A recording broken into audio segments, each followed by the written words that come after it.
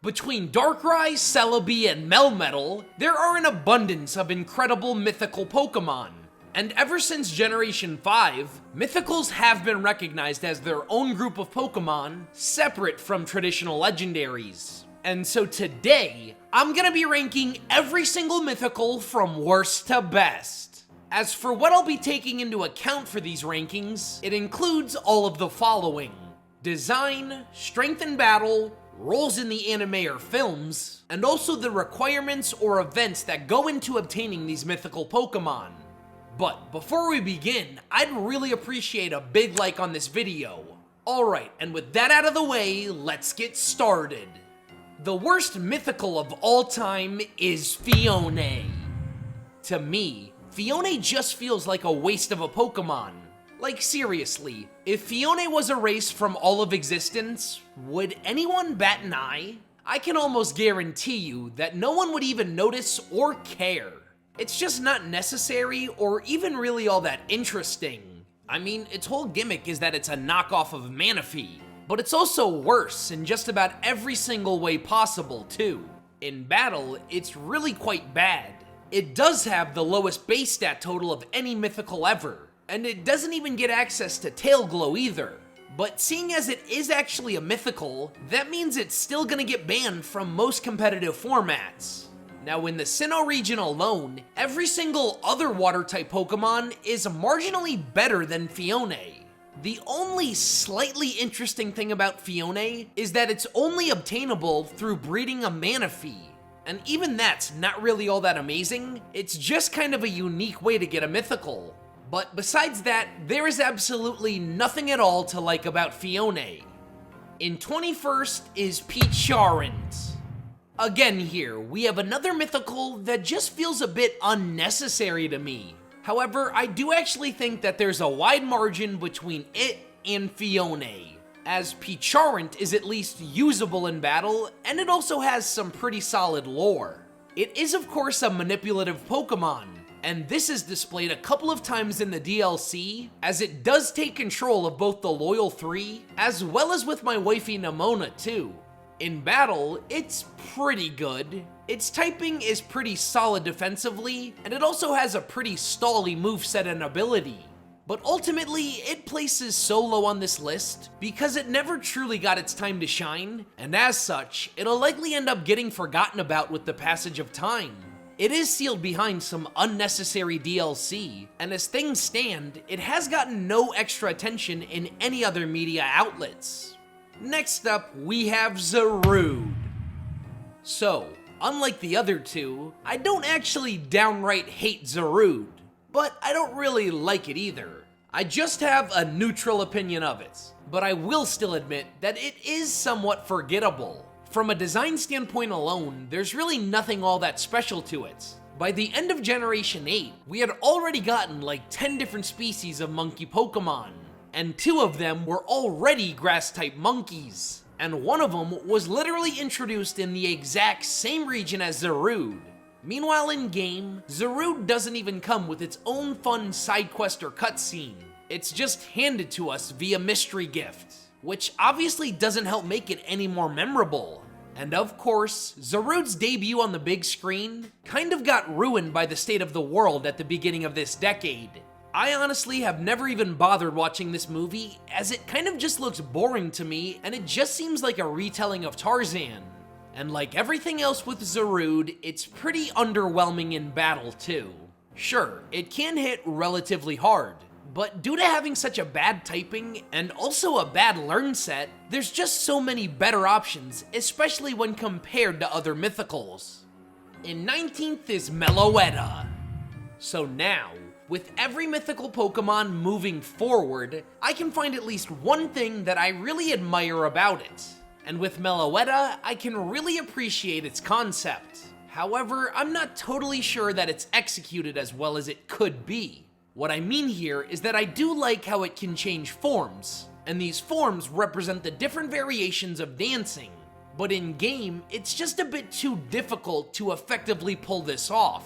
Seeing as its form can only be changed while actively in battle, it's gonna take at least one turn to set up. and then once it does, its special and physical stats are swapped, meaning it's kind of gotta be run as a mixed attacker.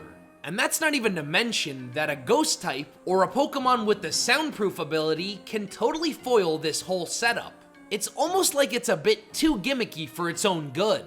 But finally on Meloetta, she also just kind of falls flat by comparison to the other Unovan Mythicals. And well, the other three are a lot more memorable and also a lot better in battle too. Next up is Volcanion. I really believe that Volcanion had the potential to be a top tier mythical Pokemon, but again here, the execution of it just misses the mark. It really seemed like Generation 6 is when Game Freak started to get a bit lazy about its distribution of mythicals. Prior to X and Y, almost every single mythical Pokemon got its own special event or story to help develop their respective lore. But as for the Colossian mythicals, they were all just handed out via mystery gift, so it automatically makes them feel way less special. Now Volcanion is the only water and fire type Pokemon, which on its own is a really awesome type combination, but Volcanion is still just a bit unimpressive in battle. Its signature move, Steam Eruption, is actually really good, especially now in Generation 9, but it's really slow. And in an era where speed and versatility define viability, it just doesn't cut it. And it also lacks recovery, which is essential if you're a Pokemon on the slower side of the spectrum. Volcanion, of course, did receive its own movie that came out during the end of the XYZ series. It was okay, but that's no thanks to Volcanion itself. I always just kinda liked it because pretty much every Mega Pokemon was in it. In closing on Volcanion, it's alright. Just alright. In 17th is Keldeo. I really think that just about everything with Keldeo is kind of underrated. Of course, Keldeo draws inspiration from the fourth Musketeer of Disney's Three Musketeers, as it is the fourth and final member of the Swords of Justice. But beyond that fun little tidbit, there really isn't that much to Keldeo. It's always been very solid in battle, and with its solid typing and stats, it could be a great team member on pretty much any party. Keldeo also has its own movie, but it is kind of underwhelming and a tad bit forgettable. I remember watching it once, then instantly forgetting what it was even about, and I've never even considered watching it again. Also, Keldeo, like many other mythicals on this list, has a purely cosmetic changing alternate form. It has its base form as well as its resolute form. But beyond just its appearance, nothing actually changes about it at all. But overall on Keldeo, I really don't have that much to say about it. It's just a good mythical Pokemon, plain and simple. Next up is Magearna.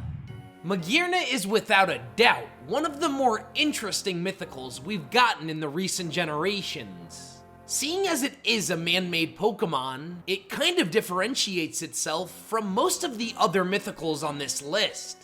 And a fun fact about Magearna is that it was actually the last ever Pokemon to be revealed before its debut generation, as it did co-star in the Volcanion and the Mechanical Marvel movie. Unfortunately though, Magearna is another mythical that's kind of just handed to us in the Poké Center, and this is disappointing as we could have gotten something a whole lot better. But what's best about Magearna is certainly its strength in battle.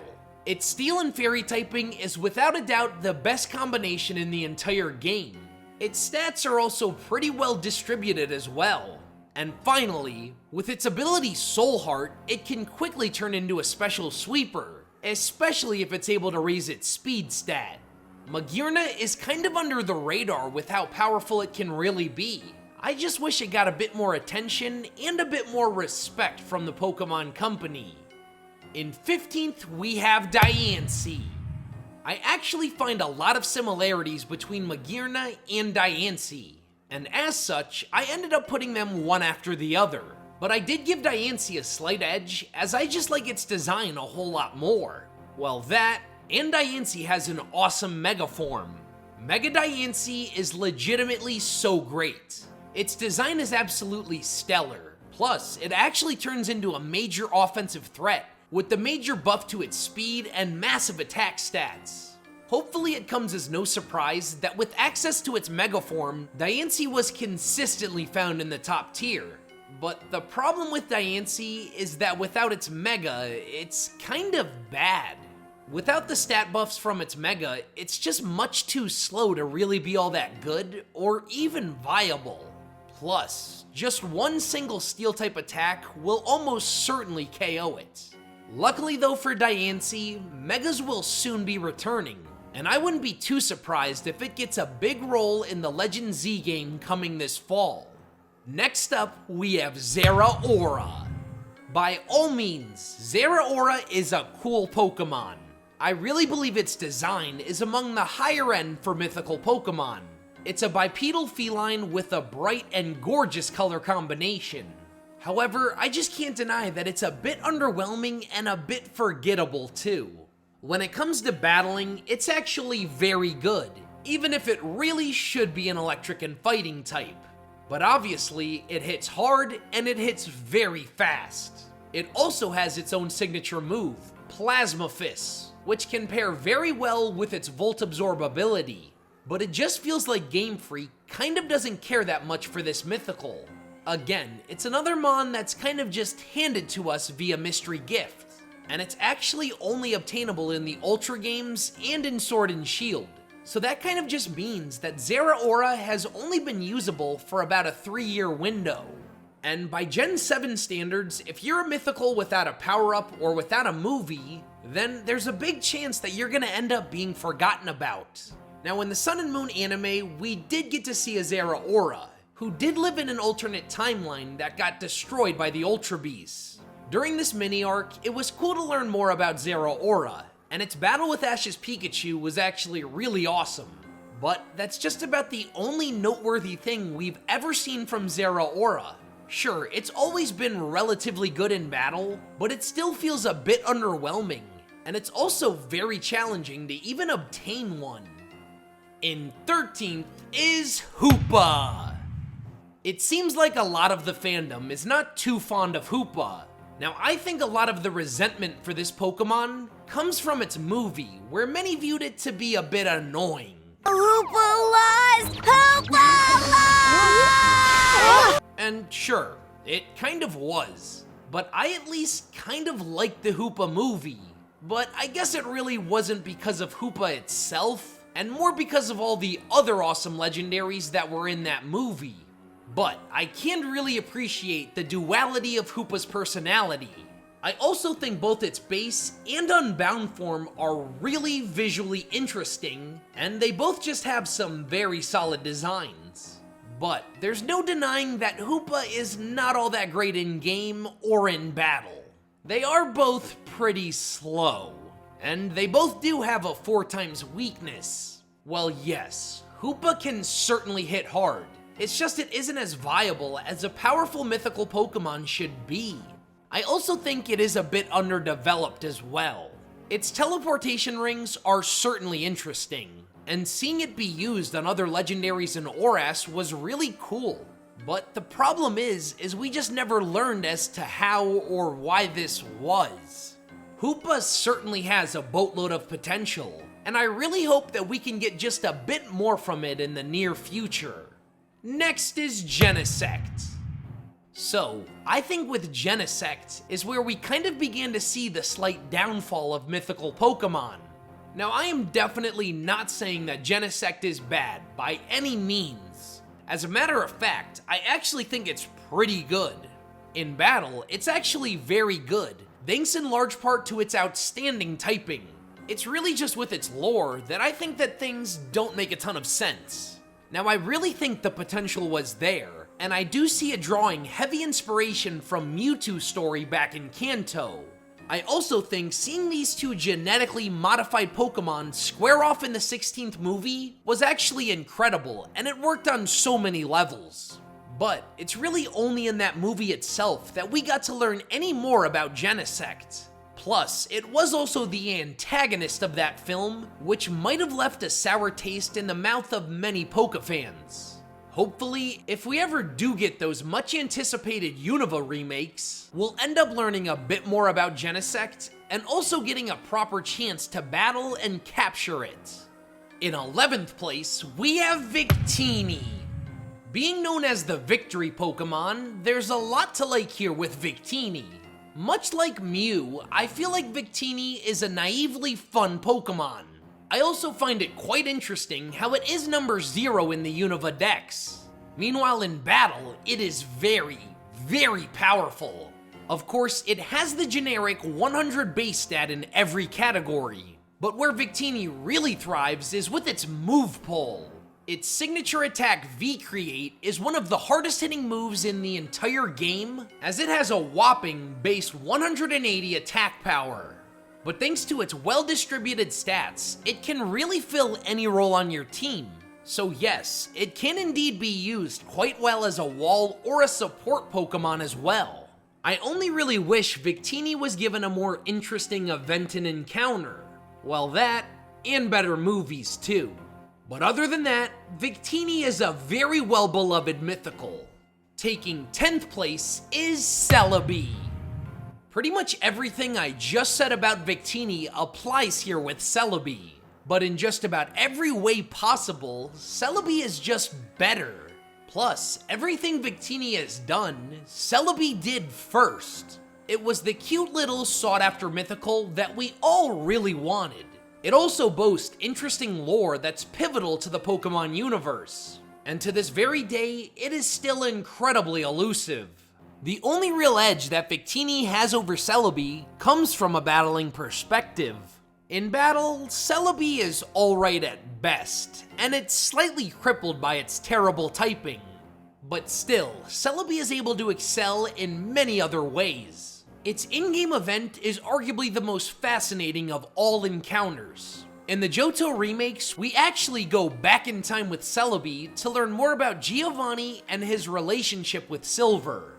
This was an incredible way to have us players obtain Celebi, and it was much better than Game Freak's original plan that they had in Crystal. Also, Celebi's movie is amazing. Pokemon the Movie Forever is definitely towards the upper echelon of Pokemon films. And no, this is not just the nostalgia talking. Finally, as I stated earlier, sure, Celebi really isn't all that amazing in battle, but it is still kinda viable in some niche situations. But regardless of that, it's still a great mythical, and it was instrumental in the growth of the Pokemon franchise. In 9th place, I've actually got Manaphy. This one might be somewhat surprising, as it seems like Pokefans have started to kind of forget about my man Manaphy.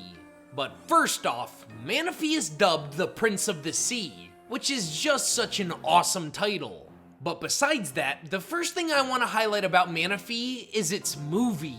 Pokemon Ranger and the Temple of the Sea is a very underrated film. I think it gets a bit glossed over as it doesn't have the generic fate of the Pokemon universe stakes that are in pretty much every other film. Instead, it is a bit more grounded by Pokemon standards, and I think that really allows for Manaphy to shine, as well as its relationship with May to develop. This film also took place during the 3rd generation, so it did do a great job of advertising and hyping up fans for the upcoming Sinnoh region. If you can't tell by now, I much rather prefer when these mythical Pokemon have special requirements or events to obtain them. You know, rather than just being handed one in the Pokemart. But as for Manaphy, to get one in Gen 4, you would actually have to fully complete the Pokemon Ranger game. Then, transfer the special Manaphy egg over to a copy of Diamond, Pearl, or Platinum. Then of course you'd have to hatch the egg for Manaphy to finally become yours. Even to this day, this process is very unique, and it absolutely made Manaphy much more rare and desirable. And finally, Manaphy is actually really solid in battle. Being a mono water type is very good, but its signature move Tail Glow is what really sets it apart, as it is definitely one of the strongest moves in the entire game. And with its diverse and deep move pool, just about nothing is gonna want to switch into the Prince. Next up is Melmetal. Of every mythical Pokemon ever, Melmetal is without a doubt the most interesting and the most unique. At a first glance, it is definitely a weird Pokemon. While Melton can be classified as pretty cute, Melmetal is a bulky and clunky blob. But it does feel like Melmetal was given the proper mythical treatment. After it seemed like Game Freak had kind of just given up on putting any effort into mythical Pokemon, it really seems like they went all out for Melmetal. Melton surprised us all on that one random day in Pokemon Go, and with it, it really brought a great sense of mystery back into the franchise, similar to the mystery that Mew and many other mythicals before it used to bring. Then, Melmetal itself is probably the toughest Mon on this entire list to actually obtain. This process is very long and very grueling. If you do want to hear more about the process, be sure to check out my hardest Pokemon to evolve video on screen now. Of course, Melmetal also got a ton of special treatment in the Sun and Moon anime. Ash Ketchum himself was able to obtain a Melton that he would go on to evolve during the Alola League. This Melmetal was a lot of fun to watch on screen, and honestly, it was a great member on Ash's team. It really feels like Game Freak actually cared about the distribution and lore of this mythical, and I honestly think there's still a lot more to learn about Melmetal. In 7th place is Jirachi. The Wishmaker Pokemon is without a doubt one of my all-time favorites. To begin, Jirachi boasts some of the deepest and most interesting lore of any Pokemon ever. It spends most of its life in hibernation and wakes up for 7 days once every 1,000 years. But of course, it also has the special ability to grant wishes. Now, I really adored the Jirachi movie that came out during the Advanced Generation. It was in fact a pretty well-written film, and I found Jirachi itself to be very ironically funny. It also shared a beautiful connection with Max, and it was even able to make him seem like not an annoying little brother. Meanwhile, in game, Jirachi is underratedly powerful and can do just about anything exceptionally well. It can work as a support Pokemon, or even a Calm Mind boosting special attacker. But I honestly think it's at its best with its Serene Grace Iron Head combination, which will constantly make the opposing Pokemon flinch and almost certainly infuriate your opponents. My only real problem with Jirachi is how it was kind of gypped out of a worthwhile encounter in the Hoenn games. While many playground rumors suggested that we might battle Jirachi while in space, in the US, the only way of getting one was by buying the bonus disc version of Pokemon Coliseum. And, I mean, this is kind of just underwhelming, and our encounter with Jirachi could have been pulled off so much better. But I still adore the little Wishmaker Pokemon. Next up, we have Shaman. Shaman is just a mythical Pokemon done right. It's adorable, but it's also very good in battle too, which for a grass type is very commendable. Shaman also pulls off the multi-form gimmick very well. Shaman's Sky form actually serves a purpose and is even better than its land form in battle. Its Sky form has been uber tier since its inception back in Generation 4. And thanks to Serene Grace, moves like Air Slash and Seed Bomb make it a downright broken Pokemon. Meanwhile, its land form is still solid, but it actually works a bit better as a support Pokemon. With moves like Leech Seed and Healing Wish, it can offer a solid support role to your team while still being surprisingly bulky. I also believe that Shaman has one of the most beautiful mythical encounters of all time. After receiving Oak's letter, we then get to traverse a gorgeous walkway of flowers before facing off with this mythical hedgehog. It really all makes for an experience in Pokemon that you won't ever forget. In 5th place is Marshadow. Now, I just adore Marshadow. I really love how it leans into the tiny but mighty gimmick. By all means, Marshadow is an absolute monster in battle. Its ghost and fighting type combination is surprisingly good, as there's no real counter to it at all. Meanwhile, Marshadow's signature move, Spectral Thief, is arguably the best in the entire franchise. It also gets access to Close Combat, the Elemental Punches, and Shadow Sneak, making it a total menace in battle. It also boasts what is quite possibly the best and most visually stunning Z move with soul-stealing 7-star strike. It also had an epic role in the 20th Pokemon movie, as it did kind of work as a guide for Ash, and it would ultimately have an awesome battle later on with Pikachu. Next up is Deoxys. Deoxys shattered pretty much every expectation that we thought we knew about mythical Pokemon. It was the first mythical to not be a tiny, cute little Pokemon with a base stat of 100 in every category. It was also the first ever mythical to actually feel dangerous. Seeing as it is this alien virus, it is deemed as dangerous, and because of that, it has some quite well-known beef with Rayquaza. Now, Deoxys is also the first ever Pokemon with the ability to change forms. All 4 of its forms are still very overpowered in one way or the other. I also really just love every encounter we have with it in the mainline games. In Gen 3, we squared off with Deoxys in Birth Island, but before we even got the chance to battle it, we were first tasked to solve a slightly confusing puzzle.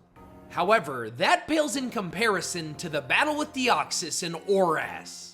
After completing the Delta episode, we ride on Mega Rayquaza into space to then square off with Deoxys in what is arguably the coolest battle in the entire series. To this very day, we've never received a Pokemon quite like Deoxys. Not only was it the original alien Pokemon, but it also forever changed the mythical archetype. In third place, we have Mew. There is no mythical Pokemon more foundational than Mew. In fact, it's the very reason why mythicals exist in the first place. It is the original, and to this very day, it's the most elusive Pokemon of all time. Yes, even after 30 years and 9 whole generations, Mew is still the hardest Pokemon to obtain by normal means. I actually have a very special and very fun story that relates to Mew. Back in Gen 3, when I was only about 4 years old, my local Toys R Us was distributing Mews one Saturday morning. And lucky for me, my father agreed to take me. However, when we arrived, the line to get a Mew was literally stretching out the door. Luckily, my father said he didn't mind waiting. And because of this, I got to share a very fun day with my dad, where the two of us did nothing but just wait and talk with one another. This forever gave Mew a sentimental connection with me, as I'm still able to relate it to that day that I spent with my father. But beyond that, Mew has always played a major role in the anime series as well. Of course, I have to note its major role that it played in the iconic first Pokemon movie. It was portrayed to have this fun and naive personality, and I think that really helped Mew become such a well-received and lovable Pokemon. The only real fault that one could possibly ever have with Mew is that it has kind of become a bit forgotten about by Game Freak, at least from an in-game perspective. While pretty much every other Kantomon has gotten a new form or power-up, Mew hasn't really gotten anything. Sure, it got a Z move, but that's probably the worst battling gimmick of them all. Still though, there's simply no understating to how important Mew has been to this franchise. In second place is Darkrai. Now if you ask me, Darkrai is without a doubt the coolest Pokemon of all time. I genuinely believe that Darkrai is one of the founding members of aura farming. When it comes to design, it's a perfect 10 out of 10.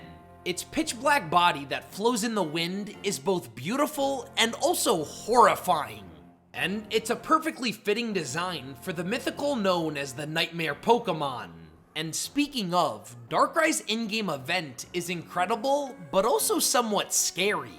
You essentially square off with it within your own nightmare on a distant island that you kind of just appear on.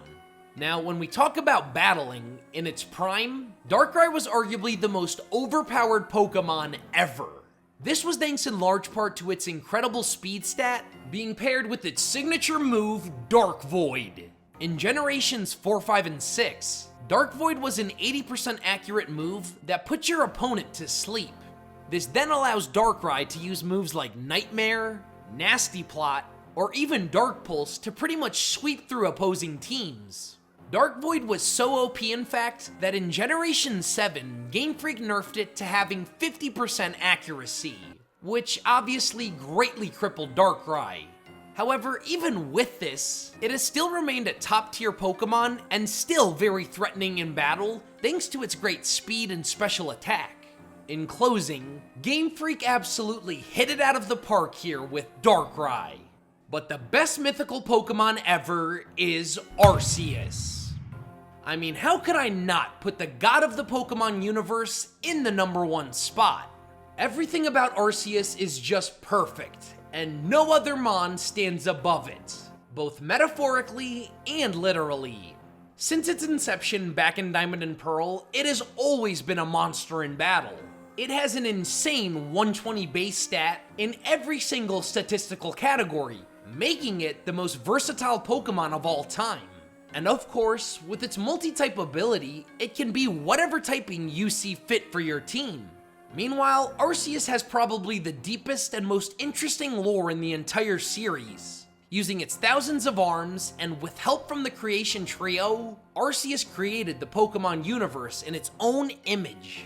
The only real fault that one can ever have with Arceus is that originally, we the player never got access to the Arceus event back in the Generation 4 games. This was due to the developers thinking the event would be a bit too complicated for us players, and as such, we missed out on what could have been an epic climactic battle. However, all of those wrongs were righted in Legends Arceus, where we not only got a real opportunity to challenge the god of the Pokemon world, but we also got what was possibly the greatest Pokemon game of all time. Arceus is truly the one above all, and it boasts what is arguably the greatest lore in the entire Pokédex. It is without a doubt the greatest mythical of all time, and it rightfully earns its spot atop this list. Well guys, that's that. Those are my rankings of every single mythical Pokemon ever. Be sure to let me know what changes you would make in the comments section below. Also, check out these other videos on screen now for lots more Pokemon content. Thanks guys.